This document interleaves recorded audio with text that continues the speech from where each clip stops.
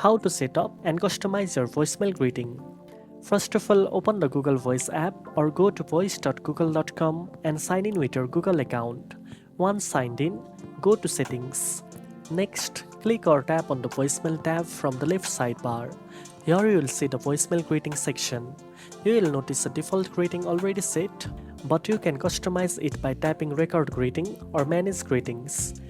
To record your personalized greeting, tap the Record button, speak clearly into your device, and tap Stop when finished. You can then play it back to hear how it sounds and re-record if necessary. If you want to switch between different greetings, simply select the one you prefer and set it as your active greeting.